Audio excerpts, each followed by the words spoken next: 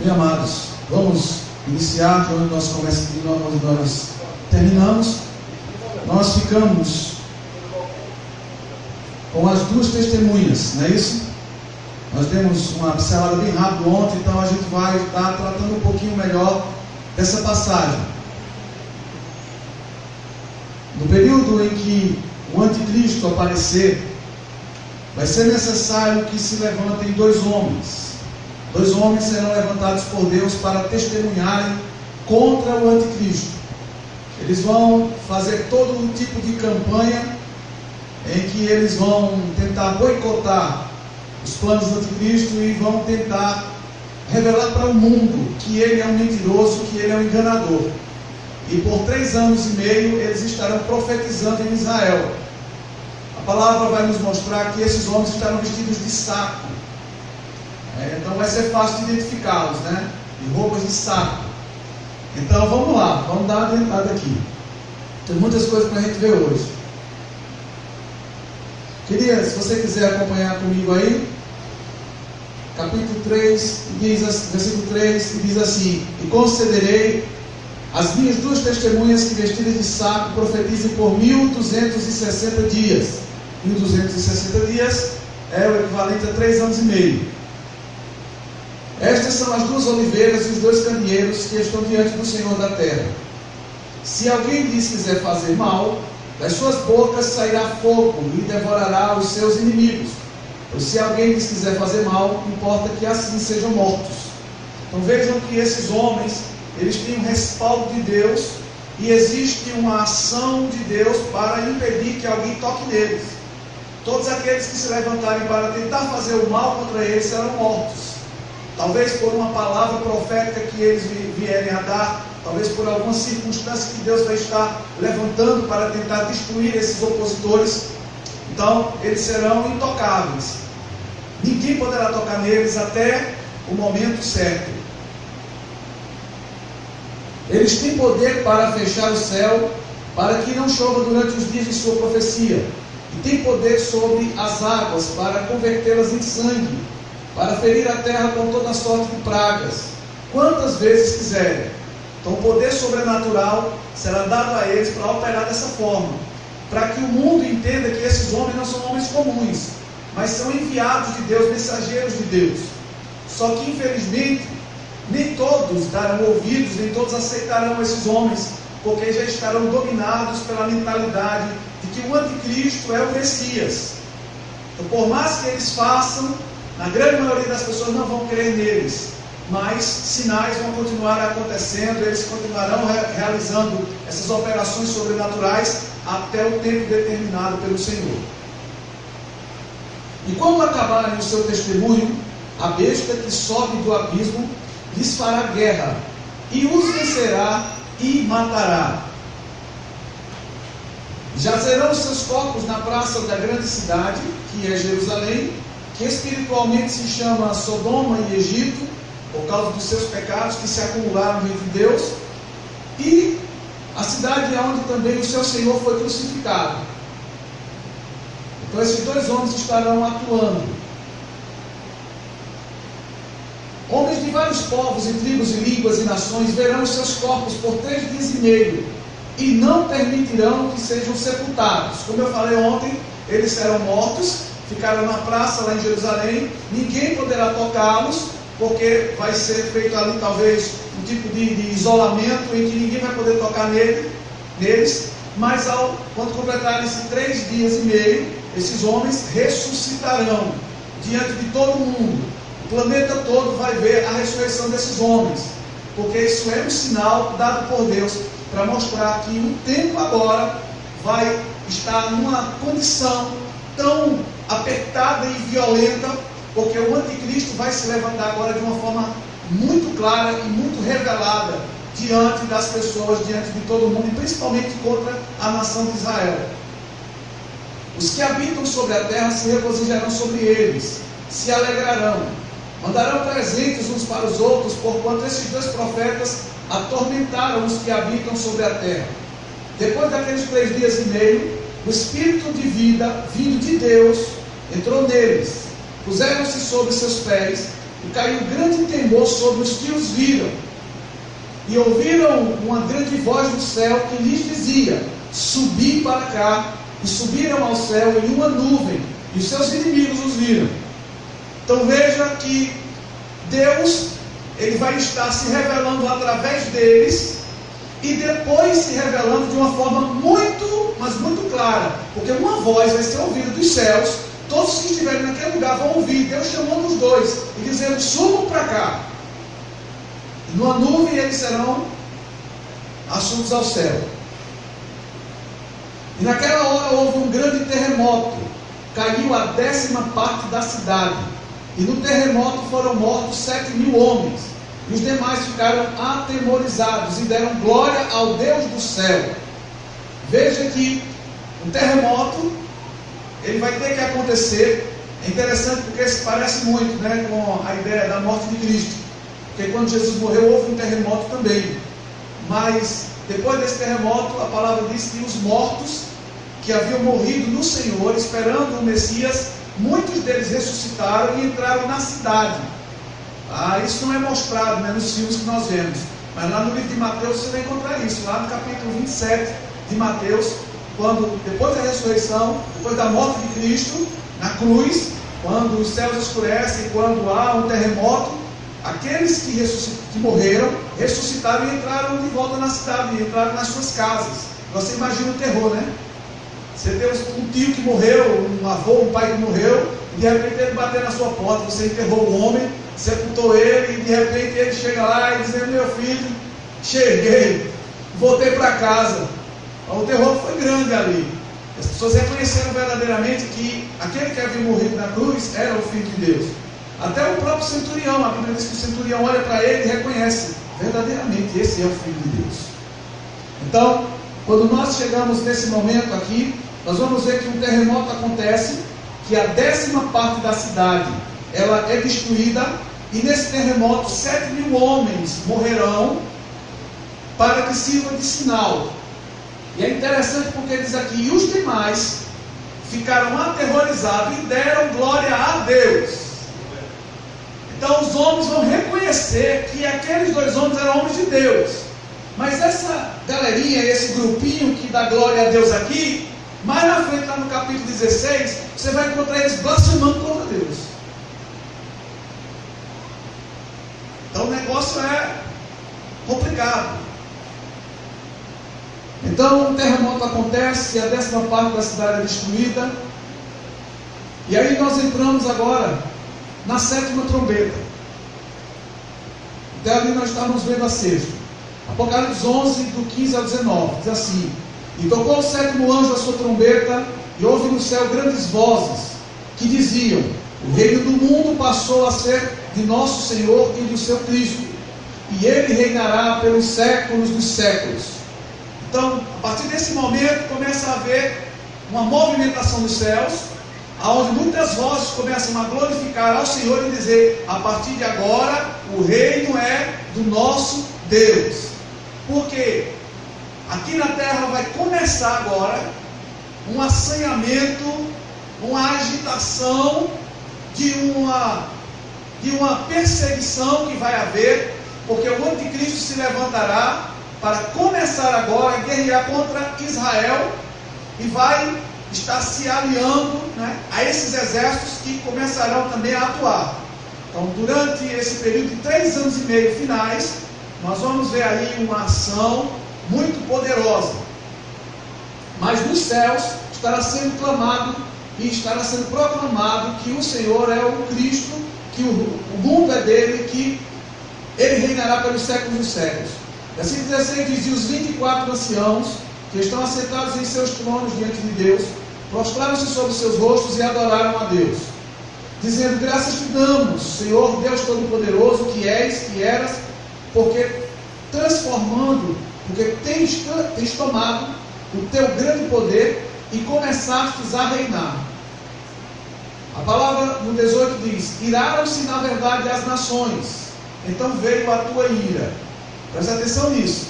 Iraram-se as nações, então veio a tua ira. Eles estão proclamando isso lá em cima, porque algo está começando a acontecer aqui embaixo.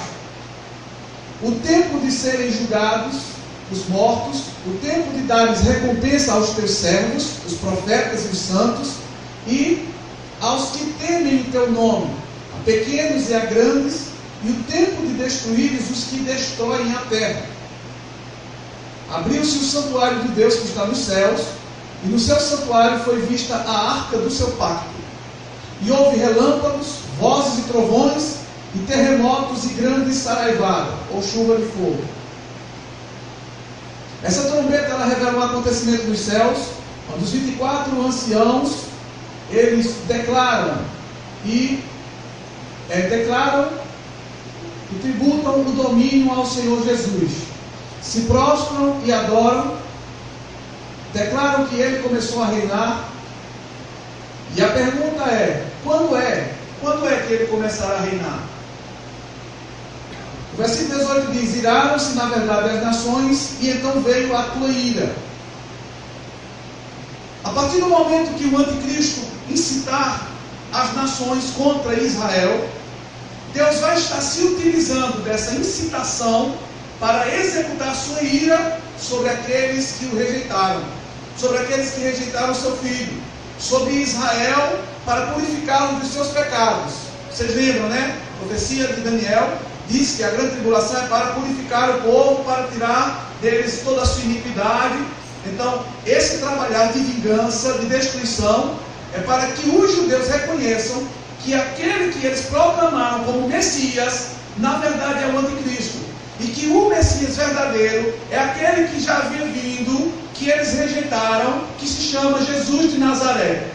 Então, a partir dessa incitação, dessa guerra em que as nações se levantaram contra Israel, Deus vai estar aplicando a sua ira através deles. Amém?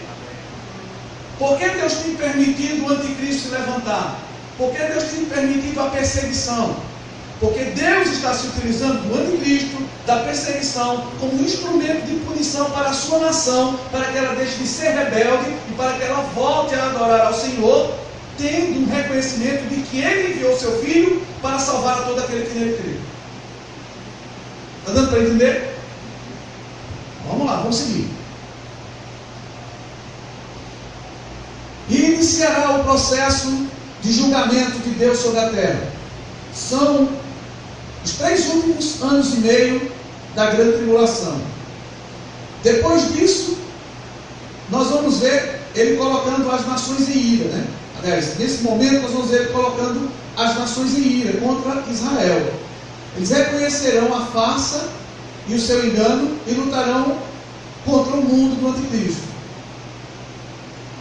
Abriu-se o santuário de Deus, versículo 19, que está nos céus, e no seu santuário foi vista a arca do seu pacto, e houve relâmpagos, vozes e trovões, e terremotos e grande saraivada.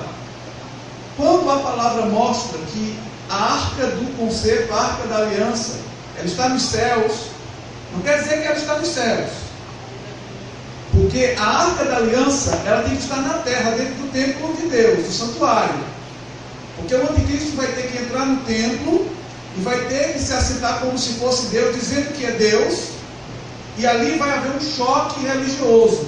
É quando os judeus não vão aceitar aquela declaração que ele está fazendo e aquele comportamento que ele está tendo para cancelar aquele pacto com ele. Eles vão perceber que foram enganados. Por isso que o templo ele tem que ser reconstruído. Para quem não sabe,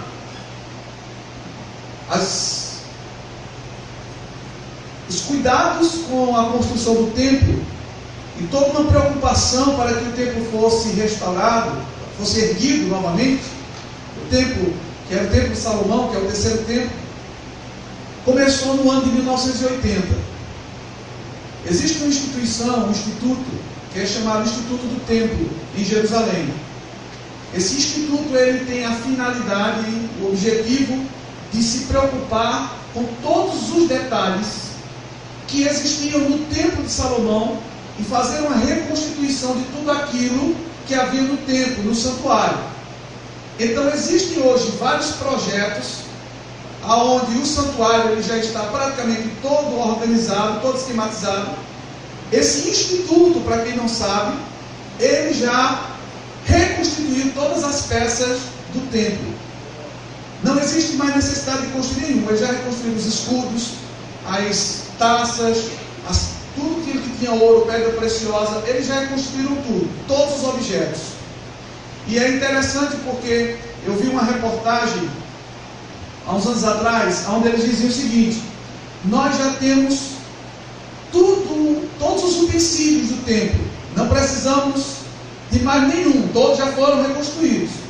A única coisa que está faltando para nós terminarmos a obra é a Arca da Aliança. Porque, para quem não sabe, a Arca da Aliança ela se perdeu no tempo. Quando o rei Nabucodonosor ele invadiu Jerusalém, a palavra diz que ele levou, se você ler lá no livro de Crônicas, você vai encontrar tudo aquilo que foi levado do templo. Os escudos, as joias, tudo que tinha lá. Mas você não vai ver descrito lá o altar do incenso, você não vai ver a mesa dos pães da proposição, você não vai ver a Arca da Aliança e você não vai ver o candelabro. Esses objetos não fazem parte da descrição daquilo que foi levado por Nabucodonosor para a Babilônia. Por quê? Existe na tradição hebraica uma história que diz que quando Nabucodonosor veio para invadir Babilônia e Jerusalém, os sacerdotes eles desceram com esses objetos para baixo do templo, numa antecâmara que tinha, numa sala que tinha.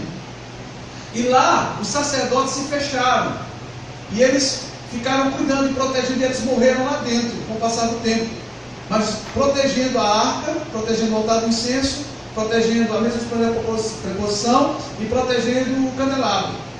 Porque esses objetos eles têm que fazer parte do templo, do santuário, porque são a representação de Deus e de Jesus.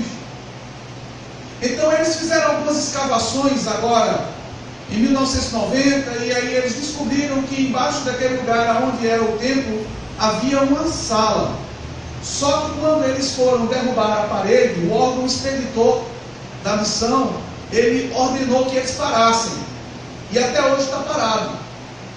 Existe uma história que diz que o rei Salomão ele se envolveu com a rainha de Sabá, e ali os dois tiveram um filho. E esse filho, quando cresceu, que ele foi lá para a Etiópia, Salomão deu a ele uma réplica da Arca da Aliança. E a história diz que ele trocou a arca verdadeira pela falsa, e deixou a falsa em Jerusalém e levou para a Etiópia a verdadeira. Não sei se alguém sabe dessa história, mas isso é uma história que faz parte da tradição, isso não é algo verídico. E aí então a história diz que ele levou para lá e a arca não foi achada mais. Eu pessoalmente não acredito nessa história, porque a palavra de Deus diz que onde a Arca da Aliança está, existe prosperidade. A prosperidade de Deus está presente. Quando você olha para a Etiópia, você vai ver durante a história o que é que tem na Etiópia: miséria, desgraça, fome, tudo que não presta. E quando você olha para Israel, mesmo no meio das guerras, no meio das batalhas, tudo aquilo, a prosperidade no meio do povo. Se você tiver a oportunidade de ir pelo mundo mesmo, você abre lá o Google, diz assim, Cidade Santa de Jerusalém, e o satélite vai levar você lá para dentro da cidade, você vai começar a observar como é tão bonita a cidade. Existe uma luz nela, existe um brilho nela, e uma paz nela, espiritual, que é diferente de todas as outras cidades das nações. Então eu acredito pessoalmente que a Arca da Aliança está em Israel, está em Jerusalém. E vai chegar um momento em que, quando eles construírem o templo, a única coisa que eles vão ter que fazer é derrubar a parede, pegar os utensílios que estão ali, botar dentro do templo, e aí tudo já está pronto. Tudo já está organizado. Para você ter uma ideia, agora em 1997, eles começaram a treinar, assim, nesse período aí, mais ou menos 400 sacerdotes, para que eles viessem a conhecer e a executar as leis cerimoniais. Todos os rituais que havia no Antigo Testamento, que era feito pelos sacerdotes, esses homens eles aprenderam. E esses últimos dias eu estava pesquisando e vi que eles já estão prontos, eles já estão preparados, e eles já estão fazendo treinamentos todos os anos. Para você ter ideia, ano passado mesmo, eles fizeram as cerimônias da festa da festa da Páscoa, da festa dos tabernáculos, da festa das trombetas, da festa da expiação, e eles fizeram tudo segundo o padrão, segundo aquele ritual que era feito no Antigo Testamento. E já estão fazendo isso hoje. Então veja como nós estamos perto. As negociações, elas estão acontecendo. Em 2013 agora, um ministro de Israel, ele colocou como um projeto diante do Senado, diante dos governantes lá de Israel, o projeto de reconstrução do templo. Porque é o seguinte, lá em Israel existe um lugar chamado Monte do Templo, que é onde está a mesquita. E essa mesquita muçulmânica, ela pertence aos muçulmanos, porque existe ali uma legalidade para eles. Quem conhece, quem já estudou sobre a Guerra dos 6 Dias, a guerra que aconteceu em 1967, vai descobrir que os israelitas venceram os árabes, porque os árabes na época eles estavam dominando. Então eles venceram os árabes e conseguiram alcançar uma extensão maior. E eles conseguiram, né, uma parte muito grande de domínio de Jerusalém, mas ficou uma parte ainda com eles. E eles fizeram um tratado de paz com a Jordânia. Então os judeus, eles não podem, naquele lugar, no Monte Templo, fazer nenhum tipo de cerimônia. Eles podem visitar, eles podem entrar, mas eles não podem fazer orações e eles não podem fazer cerimônias, rituais judaicos. Só quem tem exclusividade ali são os muçulmanos. Então saiu um outro projeto de lei onde eles querem construir mais 4 sinagogas lá em cima. Se for construídas sinagogas, vai ser uma vitória, porque em mais de 2000 anos não é construído nada ali pelos hebreus. Eles são proibidos de construir qualquer coisa ali. Então está em andamento esses projetos. A ideia que eles têm para que haja paz, para que haja harmonia entre eles, é construir o templo de Salomão ao lado da mesquita, para não destruir a mesquita deles. Então as negociações estão rodando em torno disso. Então, brevemente, nós vamos estar ouvindo aí de uma forma muito mais clara sobre este acontecimento, a reconstrução do templo em Jerusalém. Isso indica como nós estamos tão perto do arrebatamento da igreja, irmãos. Vocês estão entendendo? Amém? Vamos prosseguir. Então abriu-se o santuário de Deus e foi vista nos céus a arca do seu pacto. O que é que acontece? A arca dos céus, ela representa a aliança perpétua que o Senhor tem com o seu povo. E a aparição desta arca, lá nos céus, está declarando, está fazendo uma mensagem ser passada. Qual é a mensagem que Deus quer passar quando Ele mostra para João, lá nos céus, a arca da aliança? Eu estou voltando para o meu povo. Quando João vê a arca, Deus está passando uma mensagem para João. João, eu estou voltando para o meu povo. E pode ser até que a ideia dessa arca sendo vista nos céus seja exatamente o momento em que a arca vai estar sendo achada aqui na terra e sendo colocada no templo. É uma mensagem de Deus. Vocês estão entendendo, não? Compreendem? Aí nós vamos em seguida, em Apocalipse 12, versículo 1 ao 18, uma figura que aparece também, a mulher e o dragão. O que está acontecendo hoje? Eu não sei se os irmãos têm acompanhado aí, algumas redes sociais e na internet, algumas pessoas estão tendo revelações ou revelamentos a respeito dessa mulher e desse dragão hoje. E estão dizendo que agora no dia 23 de setembro, né, o que é que vai acontecer? Já ouviram isso aí? Né? Ou o mundo vai acabar ou Jesus vai voltar, né? Dá uma especulação muito grande em cima dessa passagem aqui. Por quê? Porque os cientistas, né, descobriram lá, os estudiosos, os astrônomos, descobriram que as constelações, que os planetas estão se juntando, e estão formando aí a imagem da mulher grávida, com a lua embaixo dos seus pés, o dragão, e tarará, e deixa eu dizer uma coisa para vocês, amados. A teologia nunca pode ser explicada pela ciência. Ciência não vai explicar teologia nunca. Ciência é algo experimental. Então o que é que está acontecendo? O que Jesus disse, vocês vão ver sinais dos céus. Mas essa mulher, esse dragão, não significa aquilo que eles estão falando. Nós vamos ver o que é que significa à luz da Bíblia, à luz do entendimento bíblico. Tá? Vamos lá. A mulher e o dragão. 3 personagens aparecem em Apocalipse 12. A mulher está vestida do sol, o dragão e o menino. Na barriga da mulher, né? Ela está grávida. O catolicismo romano, desconsiderando o simbolismo profético dessa passagem, ele afirma que a mulher é Maria, a mãe de Jesus. Para o catolicismo, a mulher que está representada ali em Apocalipse é Maria. Alguns teólogos, ignorando o fato de que a igreja ter saído de Jesus, lá em Mateus 16, 18, e não o inverso, tem afirmado que a mãe do menino é a igreja. Então existem alguns teólogos evangélicos que dizem que a igreja é essa mulher. Só que a mulher, a igreja, não foi ela que gerou Jesus. Jesus que gerou ela. E lá em Mateus ele diz o quê? 16. Eis que tu és Pedro, sobre esta pedra edifico minha igreja. As portas do inferno não prevalecerão contra ti. Eu te dou a chave dos céus e a chave da terra. O que ligar no céu será ligado ligar na terra será ligado no céu. O que desligar na terra será desligado no céu. A igreja foi fundada por Jesus e não Jesus foi fundado pela igreja. Então isso aí não tem nada a ver, não bate com a realidade, né? Vamos lá, vamos ver o que é. Não há dúvida, à luz de um conjunto probatório, de que aquela mulher, ela representa a nação de Israel. Não representa nem Maria nem igreja, é Israel. Vamos lá. Capítulo 12, versículo 17, vemos que o dragão, que é Satanás, fará guerra ao resto da sua semente, numa clara referência ao remanescente israelita, que será protegido e será absolvido por Deus. No fim da grande tribulação, em Romanos, capítulo 9, versículo 27, vai falar sobre a questão da ira de Deus sendo derramada.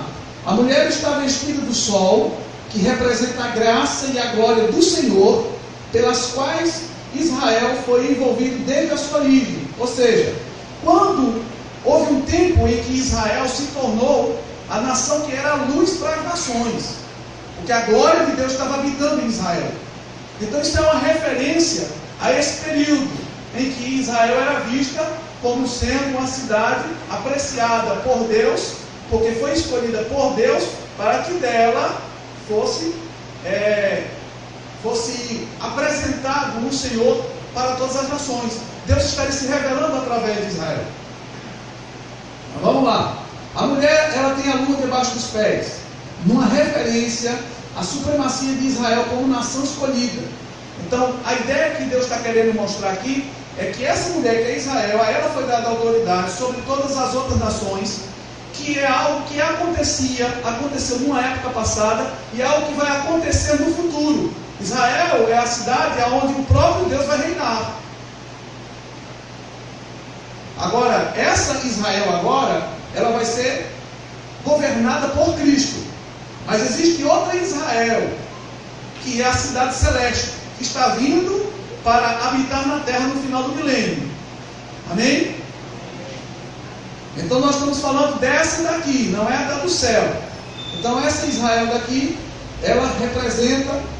essa lua representa a supremacia de Israel, quando a mulher está em cima da lua. Aí diz assim, e também tem uma coroa de 12 estrelas sobre a cabeça. O que isso representa? Representa os patriarcas que deram origem às 12 tribos formadoras do povo de Israel, incluindo José, que são chamados de estrelas, lá em Gênesis capítulo 37, versículo 9. Então o sol e a lua, no sonho de José, aludem aos seus pais. Então está dizendo que essa mulher é uma mulher que tem uma coroa de 12 estrelas, 12 patriarcas, que foram fundadores. Essa mulher é uma mulher que está grávida, e sobre ela a supremacia, observa que ela está grávida com dores de parto. E aí a ideia é que ela está gritando com ânsias de dar à luz. O privilégio de ter sido escolhido como a nação do surgimento do Messias. João capítulo 1, 11 ao 12. Então trouxe e trará a Israel experiências dolorosas, quanto ao dragão, não pode ser outro a não ser o diabo. O dragão é grande. Isso prova que o inimigo, como Deus desse século, possui grande força. Então, a figura de um dragão grande está representando ali que ele terá grande força por causa do domínio que ele exercerá. A palavra de Deus diz o quê?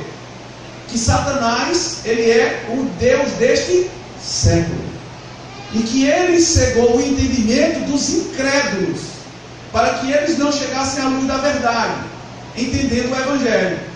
Então Satanás, como figura ali de dragão grande, está sendo revelado que ele terá um grande domínio, que ele terá um poder, uma influência, por meio de um sistema de valores, que vai dar a ele esse poder.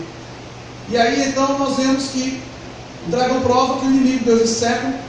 Aí outro detalhe é que ele é vermelho. Então, numa tradição literal, a palavra vermelho, naquela passagem, é avermelhado como fogo, o que representa a sua atuação violenta e sanguinária no mundo. Essa cor também está associada ao pecado. Então, por meio do pecado, Satanás terá poder para agir de forma violenta sobre todos aqueles que estarão naquela época, e principalmente os que estarão contra o governo do anticristo. Menciona-se também uma grande cauda. Isso alude à astúcia do inimigo e ao seu caráter, ou seu baixo caráter. Ao levar consigo do princípio até essa parte dos anjos que não guardaram o seu principado, muitos hoje ficam impressionados com a facilidade que alguns falsos obreiros têm de arrastar multidões. Então hoje Satanás, com sua astúcia, tem se utilizado de muitos, através dos seus desejos egoístas, para tentar arrastar multidões através do engano. E esse engano, ele não está só fora da igreja, está dentro da igreja também, em muitos lugares. Porque as pessoas, por não conhecerem o Evangelho em intensidade, por não conhecerem a revelação daquilo que Deus tem para suas vidas, como crentes, como cristãos, se deixam levar por causa de falsas doutrinas. E é aí onde há a perdição. Por isso que muitos hoje estão apostatando da fé, porque têm sido enganados com falsos ensinos, e hoje nós temos aí uma infinidade de seitas, e todas elas formadas de um texto bíblico mal interpretado. Amém? Então muitos hoje ficaram impressionados com isso. Não nos esqueçamos de que o primeiro a fazer isso, enganar com astúcia, foi o próprio diabo. Veja que a palavra diz que esse dragão, ele tem 10 chifres, que se referem à luz da palavra profética aos 10 reinos que formarão a base do império do anticristo. Então esses 10 chifres representam 10 reinos que vão estar apoiando o anticristo nesse seu governo. Então também possui 7 cabeças, com 7 diademas, que dizem respeito à plena autoridade que exercerá sobre os reinos da terra. Então veja que todas as figuras estão relacionando aqui o anticristo como sendo alguém supremo, mas que vai estar também sendo utilizado pelo diabo para operar grande destruição, violenta destruição. A semelhança do dragão com a besta, porque quando nós vamos lá para frente, para alguns mais à frente, alguns versículos e nos próximos capítulos, nós vamos encontrar a besta também aparecendo com essas cabeças, com esses chifres, mas aí já não é Satanás. Essa besta aí já é o anticristo. Mas veja que há uma semelhança entre esse, que aparece na figura da mulher, com o outro, no capítulo 13. Porque está dando a ideia aí de que Satanás, que é semelhante a ele, dará a ele o seu poder, a sua autoridade, e fará com que ele reine. Vocês estão entendendo? Em Apocalipse 12:4 está escrito que o dragão parou diante da mulher, para que, dando ela luz, tragasse o seu filho. Desde o princípio, o inimigo tem lutado contra Israel, sabendo que por meio dessa nação o Senhor realizaria a redenção da humanidade. Mesmo assim, o filho de Davi, filho de Abraão, unigênito do Pai, nasceu em Belém, na Judéia, no tempo estabelecido pelo Deus soberano. Alguns teólogos afirmam que o filho da mulher vestido do sol representa a igreja, ou os mártires, ou os 144 mil, que são os judeus selados durante a grande tribulação. Todavia, à luz de Salmos, capítulo 2, versículo 9, e Apocalipse 2, 27, não há dúvida de que o menino é o próprio Jesus Cristo. E deu à luz um filho varão, que há de reger todas as nações com vara de ferro. O seu filho foi arrebatado para Deus e para o seu trono. Capítulo 12, esse capítulo, versículo 5. Então está claro aí dizendo que essa criança que está no ventre dessa mulher, foi dado a ela um varão, que esse varão vai reger as nações da terra com vara de ferro, ou seja, com cetro de ferro. Ali a palavra seria equidade, um reinado justo, perfeito, um reinado que não se inclina para a injustiça, para nenhum tipo de acepção, uma justiça perfeita, reta, plena, sem nenhum tipo de variação. Então diz que Deus o tomou, ele vai ser arrebatado, seria arrebatado para Deus. Quem foi arrebatado para Deus? Quem foi levado para os céus? Jesus, né? E aí então nós encontramos essa revelação, esse entendimento, que a mulher é Israel, que a criança é Jesus, e como eu disse para vocês, o livro de Apocalipse, ele se movimenta muito. Passagens que estão lá na frente vão lá para trás. Aqui está havendo uma referência a algo que aconteceu no passado. Quando dizia a mulher foi perseguida pelo dragão, é uma referência que está indicando que no passado houve uma perseguição contra o nascimento da criança, pelo rei Herodes. Herodes mandou matar todas as crianças de 2 anos abaixo. Naquela época Jesus já estava com 2 anos, né? Nem todo mundo sabe, né? As pessoas pensam que quando os reis magos, os magos, né? Nem reis, os magos chegaram até Herodes, que disseram assim, olha, nós viemos ver o rei e tal, e Herodes assim, vamos, e aí vocês quando acharem o rei, o menino, me digam que eu vou lá adorá-lo. Aí então eles vão embora, acham o menino, e aí depois vão embora.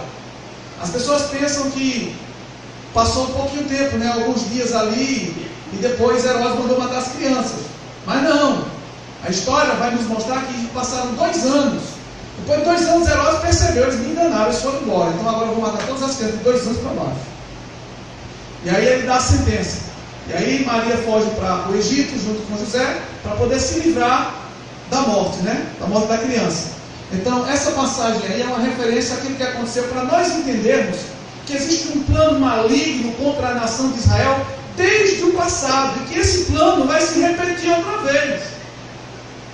Que o diabo vai tentar destruir Israel outra vez, para que não nasça de Israel a glória que vem do eterno.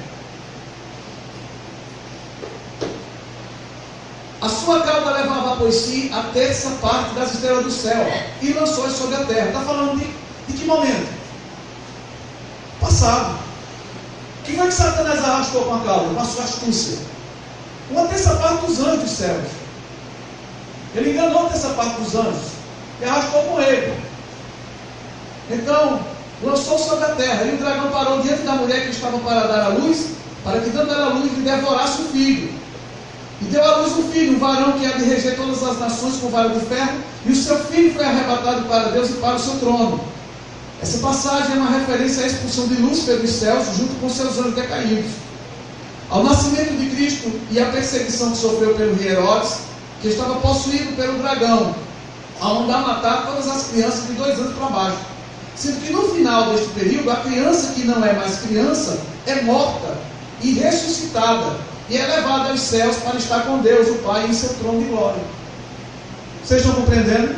Que não tem nada a ver com esse negócio de planeta, de constelação, tem nada a ver. A teologia está explicando que a nação de Israel, que passará por um processo de perseguição, assim como passou no passado. Tá? Apocalipse 12:6 dizia: a mulher fugiu para o deserto, onde já tinha um lugar preparado por Deus, para que ali fosse alimentada durante 1260 dias, que dá o equivalente a 3 anos e meio.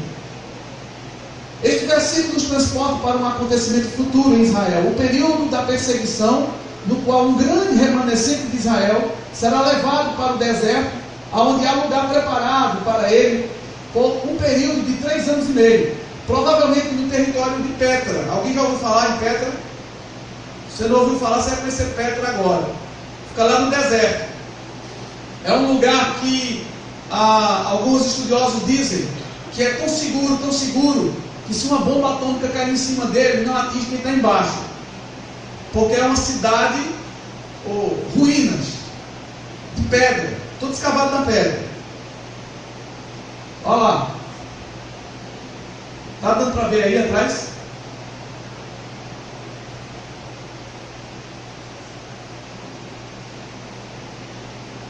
Aí, aqui nessa imagem, nós vemos essa abertura aí. Essa abertura aí nos mostra que a cidade, ela não pode, ninguém pode entrar nessa cidade de carro, ninguém pode entrar nessa cidade de cavalo. Essa cidade você só pode entrar nela por conta dos seus caminhos a pé. Então os exércitos do anticristo não vão poder chegar aí. Então os judeus que vão estar fugindo do período da tribulação, eles vão entrar por aí, vão se esconder. A palavra diz que eles serão levados para aí. Por quem? Daqui a pouco a gente vai saber quem é que vai levar eles para aí. Olha aí, os lugares.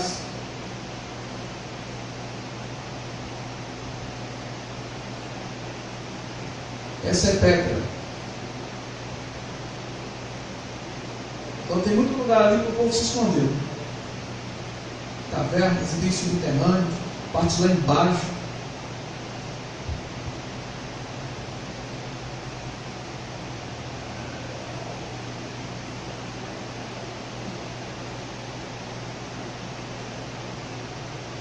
Amém?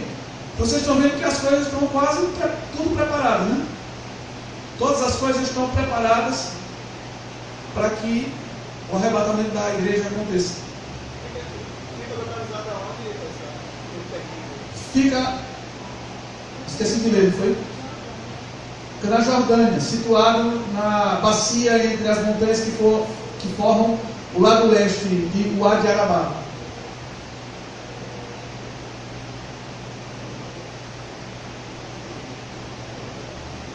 Então houve guerra nos céus. Miguel e os seus anjos batalhavam contra o dragão. Então veja o que está acontecendo aqui nessa passagem do capítulo 12.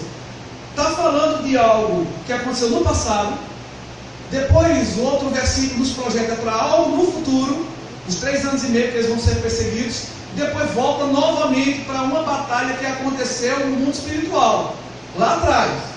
Aonde houve guerra. Miguel e os seus anjos que batalhavam contra o dragão. E o dragão e seus anjos batalhavam, mas não prevaleceram. E nem mais o seu lugar se achou no céu.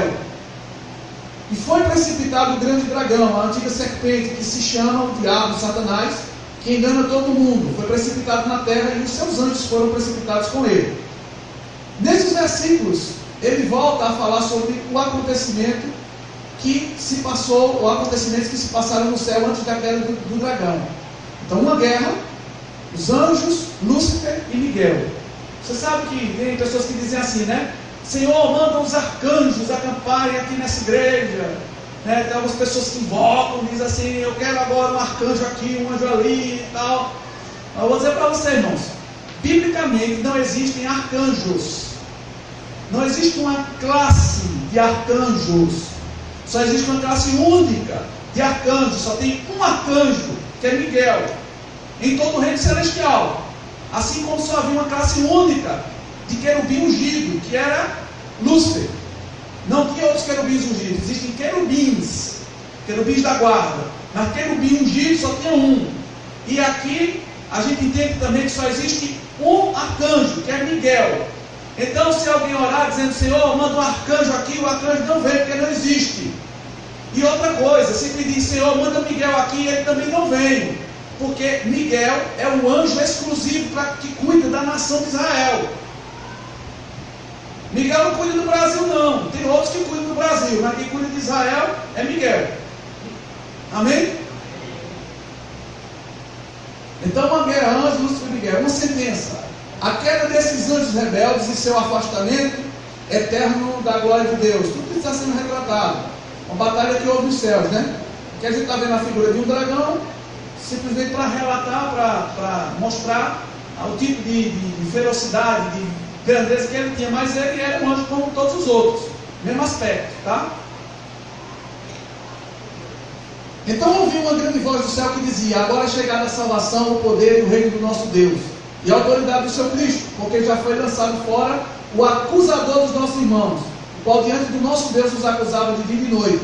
E eles o venceram pelo sangue do Cordeiro e pela palavra do seu testemunho, e não amaram as suas vidas até a morte.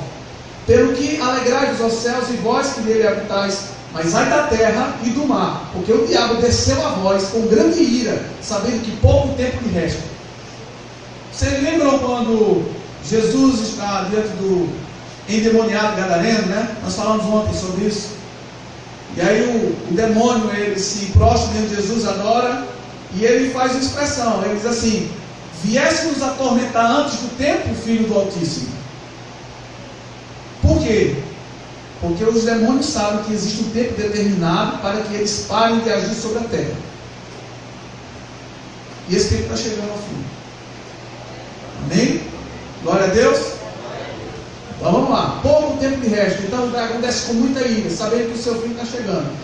Seu fim não, né? Seu impedimento, porque ainda tem muita coisa para acontecer. Quando o dragão se viu precipitado na terra, perseguiu a mulher que dera à luz um filho varão. Foram dadas à mulher, diga comigo, 2 asas e grande águia, para que ela voasse para o deserto e ao seu lugar, aonde é sustentada por um tempo, 1 ano, tempos, mais 2 anos, 3 anos, e metade de um tempo, 6 meses, 3 anos e meio,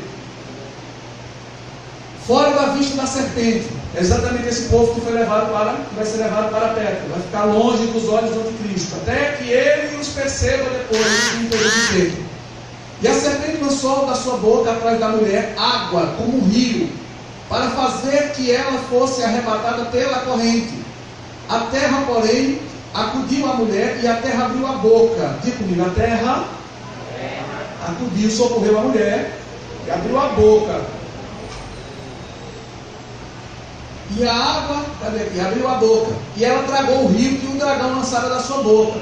Isso aqui é uma figura que parece apenas ser, né, uma imagem, mas essa figura aqui, ela tem um sentido físico. Então, vamos ver. O dragão irou-se contra a mulher e foi fazer guerra aos demais filhos dela, os que guardam os mandamentos de Deus e mantêm o testemunho de Jesus. E o dragão parou sobre a areia do mar.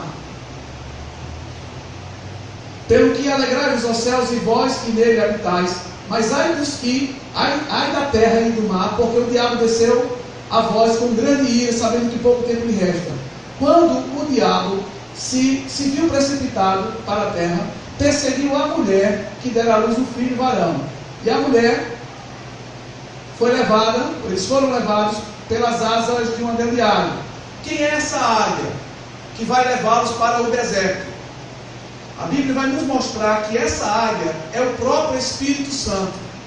Por isso que quando nós falamos aqui no primeiro dia que a igreja vai ser arrebatada, que o Espírito Santo vai embora com a igreja, muita gente pensa que o Espírito Santo saiu da terra e ele não vai mais atuar na terra no período da tribulação. Vai sim. É ele quem vai estar convencendo os homens do pecado, da justiça e do juízo.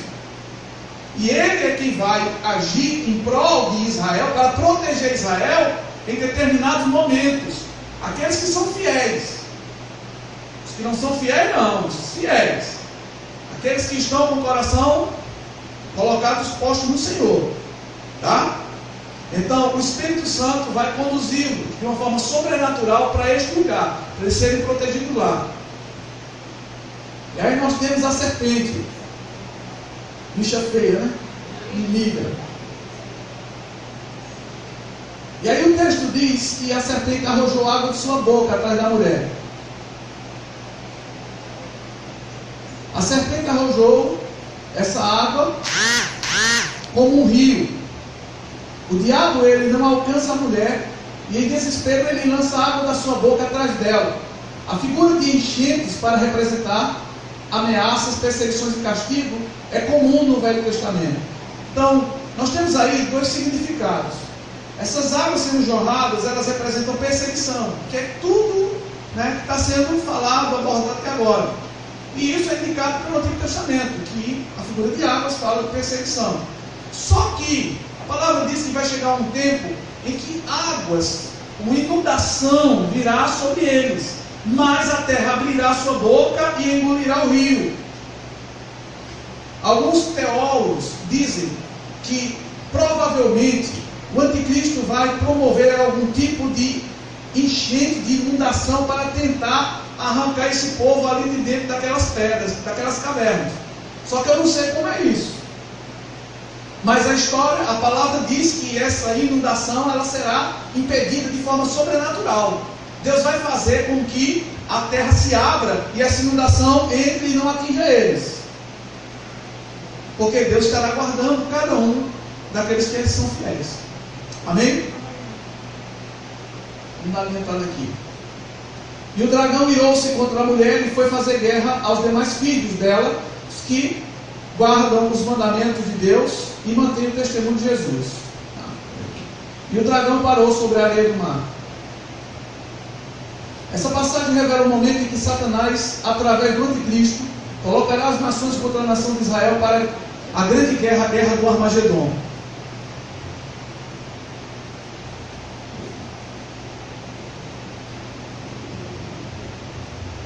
Nós temos aqui algumas imagens.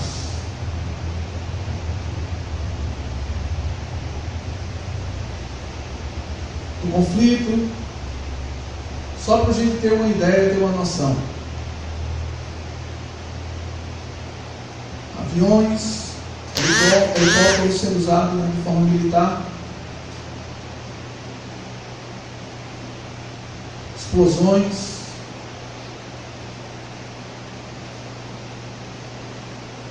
bombas atômicas serão também liberadas nessa época, em vários lugares.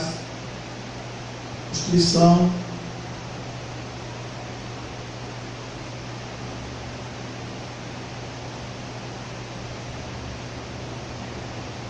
Vamos ver um caos total aí.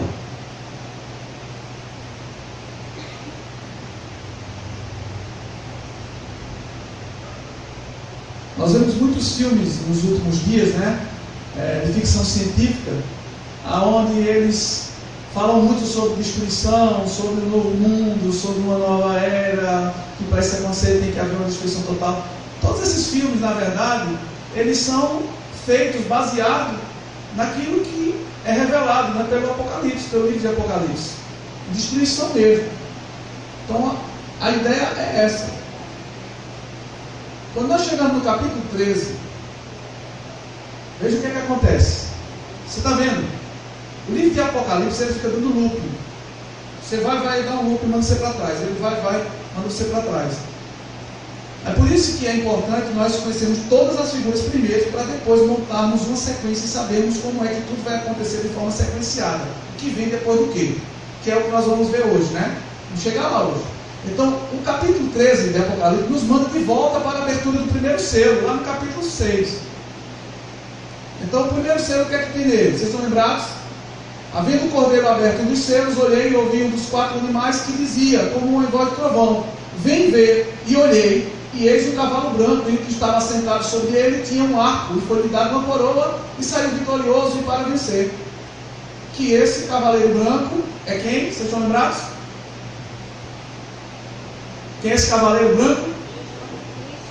Jesus? Não, é o anticristo. Ele vem imitando Jesus. Jesus não tem arco, Jesus tem espada. Amém? Ele vem enganar o mundo com a imagem do Messias, dizendo que é o Messias. A nova era chama ele de Maitreya, mas para os judeus ele vai aparecer como Messias. E nós vemos um cavalo, né? Você lembra que eu falei do cavalo? O cavalo também é a representação e a revelação de outro que vem com ele. Ele não vem só. A Bíblia fala de 2 bestas. Então, uma que vai preparar o caminho e a outra que virá para governar. Ok? A aparição das 2 bestas, a que emerge do mar e a que emerge da terra. O cavalo é a figura de uma besta e o cavaleiro é a de outra.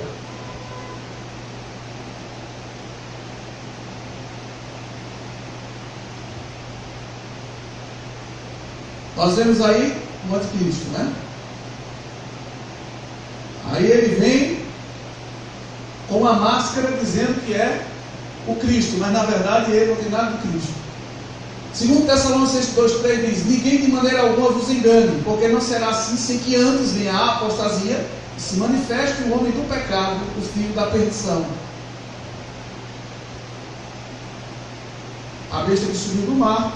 Ô pastor, eu queria que a gente desse uma mudadinha nesse slide, porque teve outro slide que eu fiz com as letras pretas. Vai ficar melhor o pessoal visualizar até também da gente ler. Vocês me dão só um momentinho para a gente trocar ali, por gentileza? Pode ser?